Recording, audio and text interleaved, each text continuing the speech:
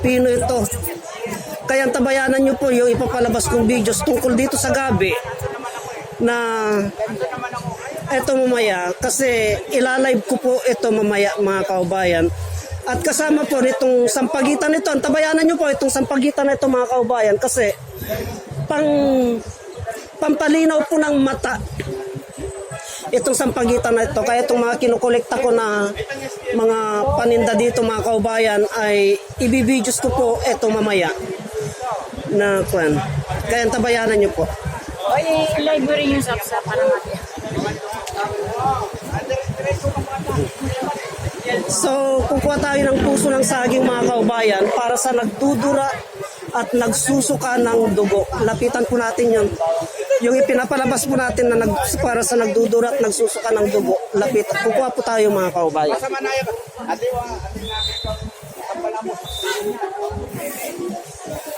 Ito mga kaubayan, no, ang lulusog. Ang gaganda, kasing ganda ng mga nagtitinda na katutubo. Oh, kaway ka naman. Magkano yung kapatid? Yung kasing lusog, yung malaki. 30. Tingnan natin kung may barya pa tayo mga kaubayan. Antabayanan nyo yung videos nito mga kaubayan. Mamaya.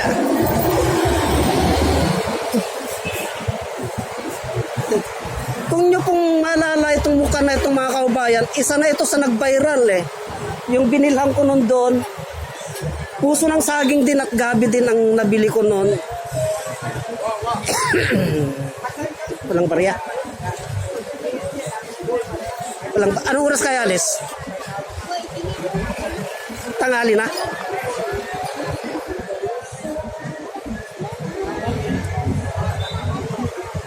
Anong oras kaya alis? Alas 3. Oh, antayin niya ako dyan ha.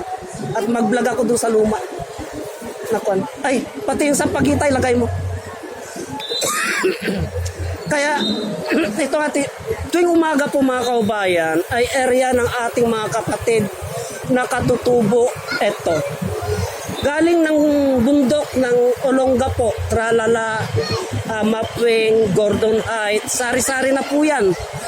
Kaya tangkilikin po natin ang produkto ng ating mga kapatid na katutubo. Sa'yo din ba ito?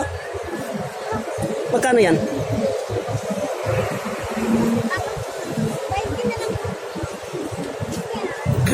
Ang tabayanan nyo po mga kaubayan, ang pahit naman. Ang pahit naman. Wala bang pan kasi ibibidyo ko itong yung maganda naman. Mamaya. O sige, dyan lang yan ha. So punta tayo dun sa luma mga kaubayan. At dun po tayo gagawa ng mga videos. Ito naman po, ang sarap na kakanin, no? Kaya yung ating mga kaubayan na nagugutom tuwing umaga, yung mga walang baon, punta lamang po kayo dito sa may Kumti J. Sa gilid. Araw-araw po sila, mga taga-Bataan po ito. Yan po. Araw-araw po sila dyan mga kaubayan. So gagawin tayo sa kabilang palengke.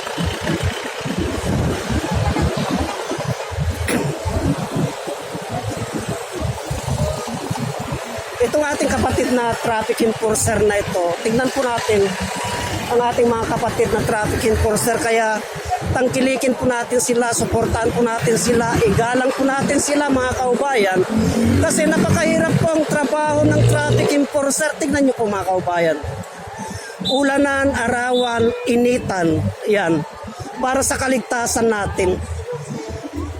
Tara na po, dito po tayo gagawin mga kaubayan. At papasok tayo doon sa iMart na yun.